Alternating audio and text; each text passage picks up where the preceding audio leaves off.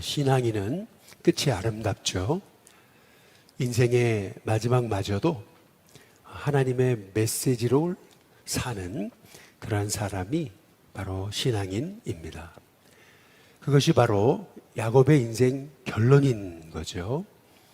우리는 야곱이 바로를 만나서 했던 말을 같이 나누었었습니다. 바로가 야곱에게 묻잖아요. 몇 살이냐고. 근데 그때 야곱은 단순히 제 나이가 몇 살입니다 라고 얘기하지 않고 내 나그네 길의 세월이 130년이었습니다 라고 그렇게 말하고 있는 것을 우리가 주목해 봐야 됩니다. 야곱은 그의 인생 말년에서 자신의 인생이 나그네다라고 하는 것을 가슴 깊이, 뼛속 깊이 깨닫게 됐다는 것을 알 수가 있는 거죠. 우리가 이 땅에서 나그네라고 하는 사실이 진실로 깨달아지고 또 우리가 돌아갈 더 나은 본향을 우리가 사모하며 살아갈 때에 우리의 신앙은 새롭게 태어나게 되는 것을 볼 수가 있습니다. 그래서 히브리서 11장 13절 이하에 보면은 우리가 히브리서 11장을 믿음의 장이다라고 이렇게 이제 말씀하고 있잖아요. 그래서 히브리 기자는 아브라함, 이삭, 야곱 이런 사람들을 그들이 다 믿음을 따라 죽었다 이제 이렇게 말하고 있습니다. 그리고 그 믿음을 따라 죽을 수 있었던 그 원인에 대해서 이렇게 얘기를 해요. 땅에서는 외국인과 나그네임을 증언하였다 이제 이렇게 말하고 있습니다. 땅에서는 본인들이 외국인과 나그네였다라고 하는 것을 끊임없이 고백하며 그들이 살아왔기 때문에 그들이 믿음을 따라 죽을 수 있었음을 성경이 말하고 있는 겁니다. 그래서 히브리서 11장 14절에 보면 그들이 이렇게 말하는 것은 자기들이 본향 찾는 자임을 나타내는 것이다 이렇게 말씀하고 있습니다. 아브라함, 이삭, 야곱은 본향을 찾는 자로 살았다라고 이렇게 성경이 말하고 있는 거죠. 그래서 15절에 그들이 더 나은 본향을 사모했다 이렇게 말씀하고 있거든요. 더 나은 본향, 다시 말하면 하늘에 있는 거. 그래서 늘 본향 찾는 자로 살았기 때문에 하나님이 그들의 하나님이다라고 일컬음 받으시기를 전혀 부끄러워하지 않으셨다. 하나님이 그들의 하나님. 이렇게 아브라함, 이삭, 야곱과 같은 연약한 자들의 하나님이심을 절대 부끄러워하지 않으셨다. 이제 이렇게 말씀하고 있습니다. 그래서 그 아브라함, 이삭, 야곱, 요셉을 위해서 하나님이 결국 한 성을 예비하셨다라고 이렇게 말씀하고 있습니다. 아브라함, 이삭, 야곱, 요셉의 신앙이 세상에 안주하지 않고 그들이 세월이 흘러가면 흘러갈수록 더욱 그들의 믿음이 새로워질 수 있었던 비결은 뭐냐면 땅에 그들은 소망을 두지 않고 본향을 사모하는 자였음을, 그랬기 때문에 그들의 신앙이 세월이 흐를수록 그리고 부유하게 되면 부유할수록 그리고 이 땅에서 잘 되면 잘 될수록 오히려 더 그들의 신앙은 더 믿음으로 새롭게 거듭나고 더 빛이 났다라고 그렇게 이제 말씀하고 있는 것이거든요. 그래서 그들의 신앙을 본향 신앙이다라고 이렇게 말씀할 수 있는 건데요. 그 본향 신앙은 또 부활 신앙으로 이어지는 것을 볼 수가 있습니다. 이어지는 히브리서 11장 35절에 보면 여자들은 자기의 죽은 자들을 부활로 받아들였다 이렇게 말씀하고 있습니다. 또 어떤 이들은 더 좋은 부활을 얻고자 더 좋은 부활, 그래서 심한 고문을 받지만 구차하게 풀려나기를 원하지 않았다. 본향신앙이 결국 부활신앙으로 그렇게 이어졌던 것, 그것이 히브리서 11장에서 말하는 진정한 믿음의 사람들의 모습이었다라고 이렇게 성경이 말하고 있는 것이거든요. 이것이 바로 야곱의 신앙이었던 것입니다. 야곱이 애굽에 내려와서 그 애굽의 찬란한 문명 속에 이제 살아가잖아요. 그곳에 하루 이틀 산 것도 아니고 그곳에 오래 거주하면서 그곳의 안락함에 얼마든지 안주할 수 있었음에도 야곱은 이 본향신앙을 잃어버리지를 않았습니다. 그가 인생의 마지막에 가까울수록 진짜 본향신앙으로 거듭나 있음을 볼 수가 있는 건데요. 그 증거가 되는 말씀이 오늘 말씀인 거죠.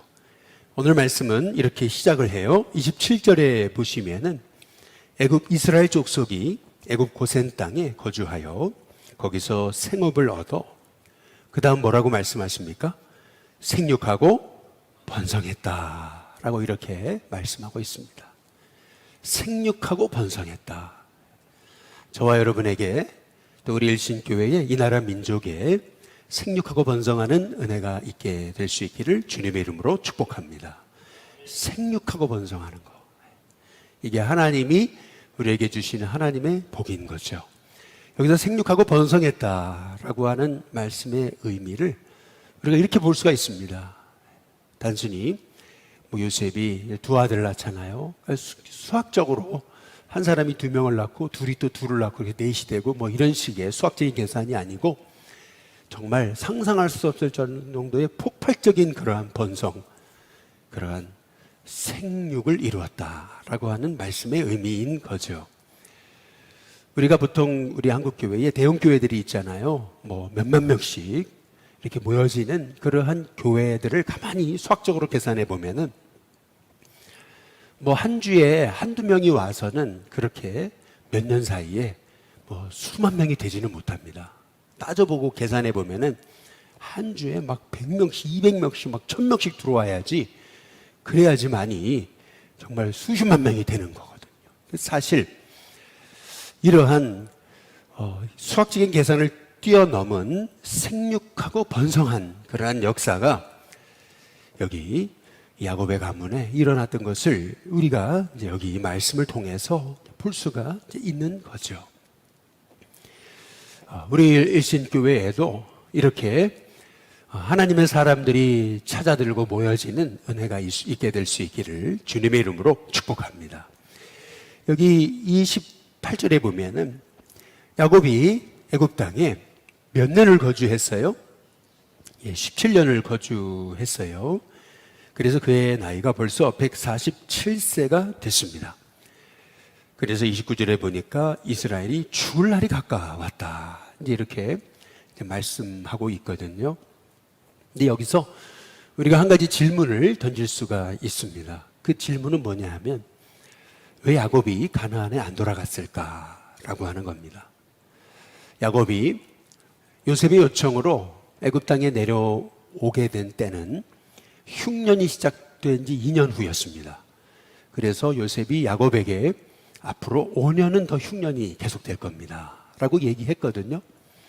그럼 5년이 지나면 흉년이 끝나는 거잖아요. 그런데 왜 야곱은 계속 애굽에 머물렀을까? 왜 가나안에 안 돌아갔을까? 이제 이것을 우리가 질문해 볼 수가 있습니다. 벌써 흉년이 끝난 지 10년이 최소 넘었잖아요. 그러면 돌아가야 되잖아요. 약속의 땅으로 야곱이.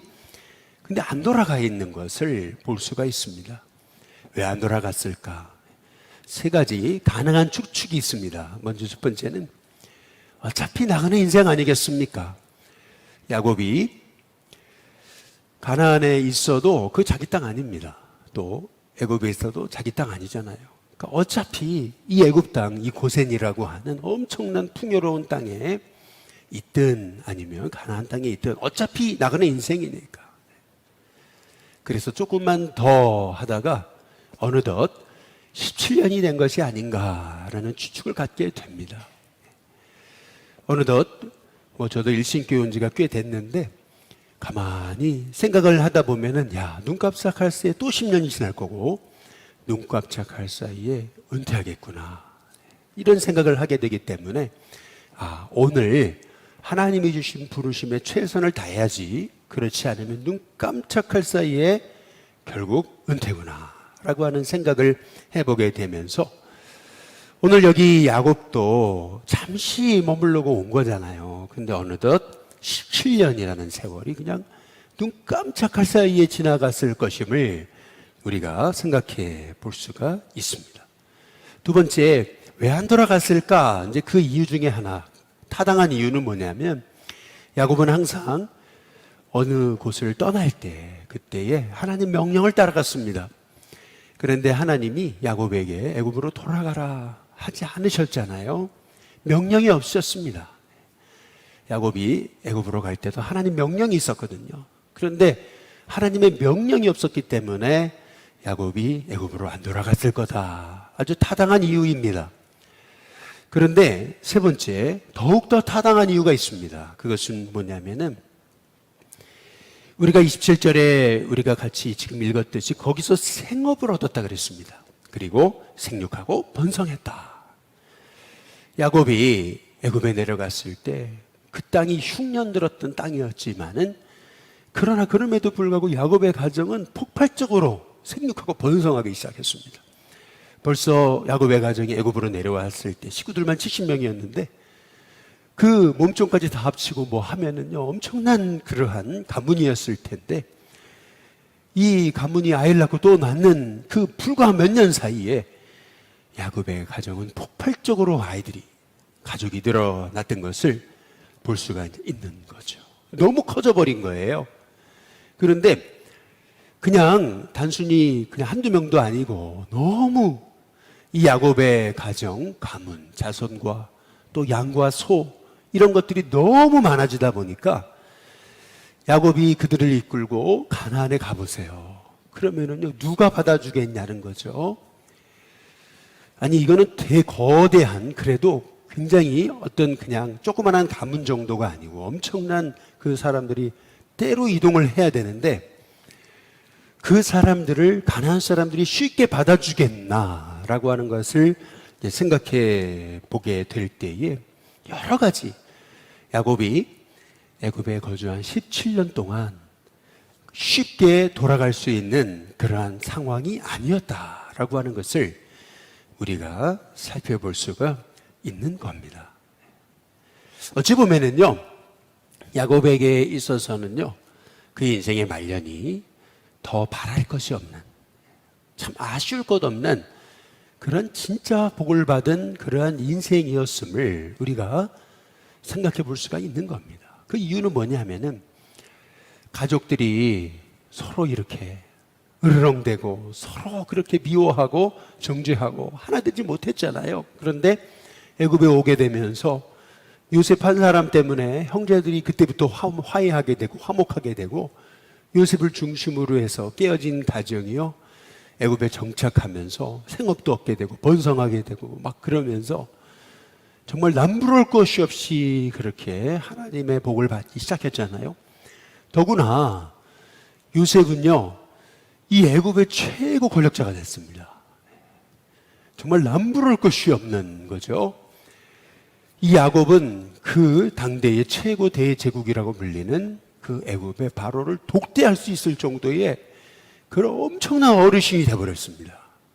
그러니까 이 야곱의 인생은요, 인생이 이제 말년에 진짜 남부러울 것이 없어요. 더할 나위 없는. 그런데 오늘 여기 29절에 한번 보시면은 이스라엘이 죽을 날이 가까움에 그의 아들 요셉을 불러 그에게 이르되 이제 내가 너에게 은혜를 입었거든. 그 다음 뭐라고 얘기합니까? 청하노니 네게 간절한 부탁이 있다. 네 얘기잖아요. 네 손을 내 허벅지 아래에 넣고 이렇게 얘기를 해요. 허벅지 허리 아래 넣으라는 얘기는요 이스라엘이 그 자손들이 허리 아래 다 이렇게 출생한다고 여겼기 때문에요 이건 생명 걸고 이건 나에게 맹세하라는 뜻입니다. 그래서 인애와 성실함으로 내게 행했으면 좋겠다. 나에게 꼭 이것만은 약속해 줬으면 좋겠다라고 이렇게 야곱이 요셉을 불러서 청하며 부탁합니다. 그 얘기가 뭐냐면 애굽에 나를 장사하지 아니하도록 하라라는 얘기죠. 그러면서 30절 내가 조상들과 함께 눕거든 너는 나를 애굽에서 메어다가 조상의 묘지에 장사하라. 요셉이 이르되 내가 아버지의 말씀대로 행하겠습니다. 그런데 31절에 야곱이 안심이 안 됐던 것 같아요. 또 얘기합니다. 내게 맹세해야 된다. 그냥 약속 정도는 안 된다. 맹세해라 얘기합니다. 하매 요셉이 맹세합니다. 그랬더니 이스라엘이 침상머리에서 하나님께 엎드려 경배했던 것을 볼 수가 있습니다. 아니, 더 바랄 것이 없는 인생의 마지막 소원, 죽은 줄로만 알았던 요셉을 만났고요. 또 깨어졌던 가정이 회복됐고요. 그리고 그 아들 요셉이 애굽의 총리가 됐고요. 또 그 가정은 애굽 땅에 내려와 가지고 남부러울 거 없이 엄청나게 번창을 했거든요. 그렇다면은 이 야곱에겐 더 이상 바랄 것이 없지 않나 이제 이렇게 생각할 수 있는데 야곱의 인생에 가슴에 끝까지 묻어두고 소망했던 아직 이루어지지 않은 소망이 있었던 거죠. 그것이 뭐냐 하면은 나를 여기 애굽에 묻어서는 안 된다. 나를 가나안에 돌아가게 해라. 라고 그렇게 제 말하고 있는 것을 볼 수가 있는 거죠. 여러분, 우리가 여기서 한 가지 주목해 봐야 되는 것은 뭐냐면요. 이 애굽의 당시 장례 문화는요, 세계 최첨단이었습니다. 세계 최고였습니다. 세계 최고의 장례사들이 있었던 곳이 애굽이었습니다. 그것을 어떻게 알 수 있냐면은 창세기 50장 3절에 보면은 야곱이 죽었을 때 그의 몸을 향처리하는 데만 40일이 걸렸다. 이렇게 얘기하고 있습니다. 다시 말해서 야곱이 죽었을 때 야곱을 입관하는 데만 40일이 걸렸습니다. 한 달이 넘게 걸렸습니다. 이 얘기는 뭘 의미하는 거냐면은 야곱을요, 애굽의 장례사들이 미라 처리를 했다라고 하는 것을 말하고 있는 겁니다. 미국에 가면은 아메리칸 히스토리 뮤지엄이라는 그런 곳이 있는데 거기 가보게 되면은요, 진짜 애굽에 있는 미라가 있습니다. 앞에서 볼 수 있습니다. 그런데요, 그 몇천 년 된 미라가요, 그 모습이 그대로입니다. 거기가요, 이렇게 방습 처리가 되고 그런 곳이 아니에요. 그냥 사람들 지나다니는 곳이에요. 그런데요, 그게 그대로 보존되어 있습니다. 여러분, 이 얘기는 뭘 의미하는 거냐면요, 야곱의 이 장례, 이 향처리가요, 당시에 애굽의 장례는요, 세계 최첨단이었습니다. 한 사람을 염처리하면 수천 년을 보존시킬 수 있었습니다. 그러니까 얼마나 이 애굽의 장례 문화가 발전했는가라고 하는 것을 볼 수가 있습니다. 더구나 야곱은 그 아들이 애굽의 총리잖아요. 그래서 부탁만 했더라면 바로는요, 이 야곱을 위해서요, 피라미드도 지어줬을 겁니다. 그걸 어떻게 알 수 있어요? 창세기 50장에 보시면은요, 9절에 이렇게 얘기하거든요. 병거와 기병이 요셉을 따라 올라갔다 그랬습니다. 병거와 기병까지도 야곱의 장례를 위해서 가나안을 가게 될 때 병거와 기병을 붙여줬습니다.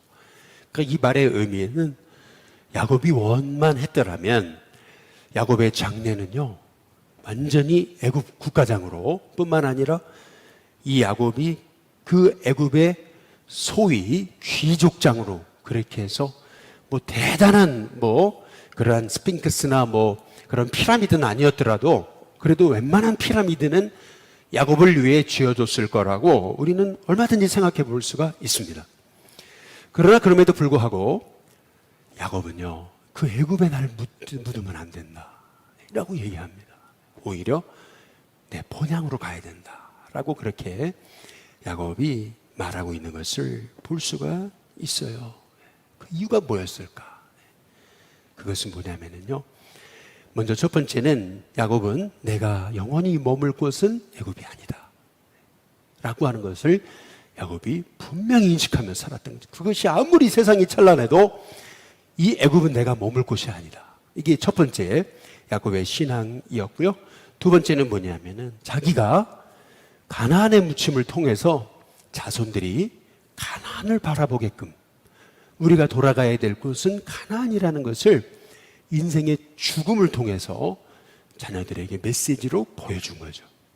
그리고 세 번째, 이 야곱의 이 마지막 유언을 통해서 우리가 볼 수 있는 것은 뭐냐면은, 야곱은 그 찬란한 애굽 문화에서 얼마든지 죽음마저도 엄청난 그러한 소위 퍼레이드와 축제로 그의 장례식을 치를 수 있었지만은, 야곱은요 가나안 땅에 묻히기를 소망하면서 야곱이 진짜 나그네 인생으로 살아왔음을, 그가 성경이 말하는 것처럼 더 나은 본향, 하늘에 있는 그 하나님의 본향, 바로 본향 찾는 자로 그가 살아왔다라는 것을 우리가 성경을 통해서 볼 수가 있는 거죠. 그래서 여러분, 우리가 창세기를 잘 보시면은 아브라함이 끝나요. 그러면 이삭의 스토리를 이어지나요? 이삭의 스토리를 갔다가 야곱으로 가요. 그리고 요셉으로 넘어갔잖아요, 스토리가. 그럼 요셉에서 딱 끝나야 되거든요. 요셉이 막 유언을 하고 요셉이 막 축복을 하고 막 그래야 되는데 그게 아니고, 아니 야곱이 안 끝나요, 거기서. 그러더니요, 성경은요 창세기 47장, 48장, 49장의 주인공이 다시 야곱이 됩니다. 심지어는 창세기 50장마저도 야곱의 장래가 돼버려요. 왜 이렇게 스토리가 야곱으로 끝나는가? 야곱이 포커스가 맞춰지는가?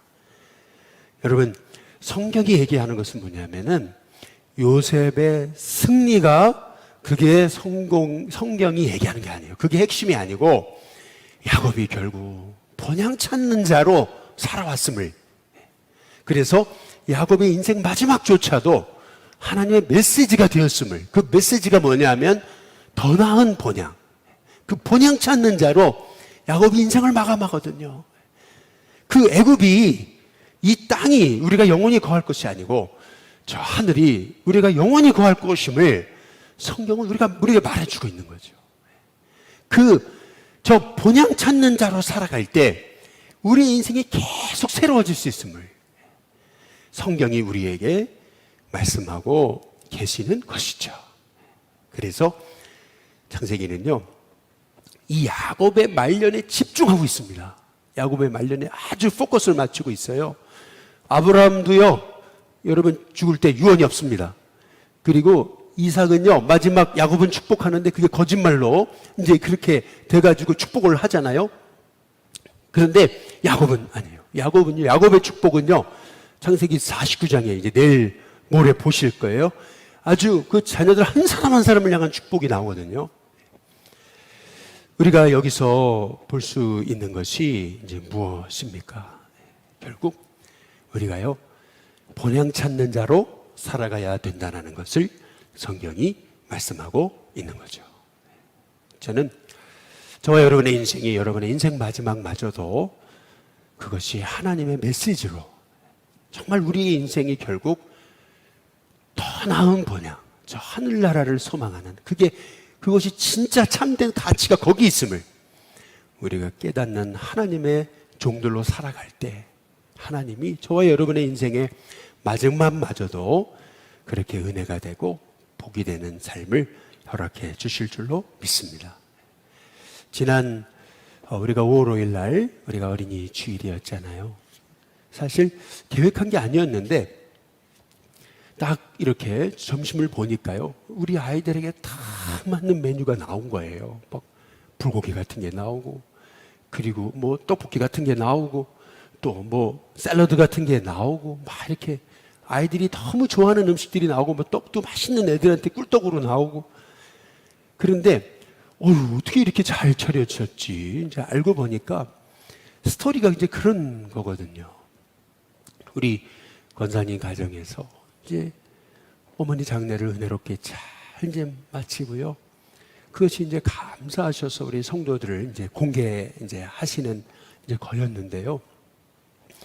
실은 교회장으로 하고 싶으셨지만은 또 가족 중에 안 믿는 분이 계시니까, 그래서 그러지는 못하고 그랬는데 참 놀랍죠. 하나님 역사하기 시작하시더니 결국에는 예배로 그렇게 장례를 치르게 이제 되셨다라는 거예요. 우리 교회 그 요람의 뒤에 보면은 이제 장례 순서들이 있거든요. 그래서 그걸 가지고서 가족들이 모여서 예배를 드릴 수 있었다라고 하시는 거예요.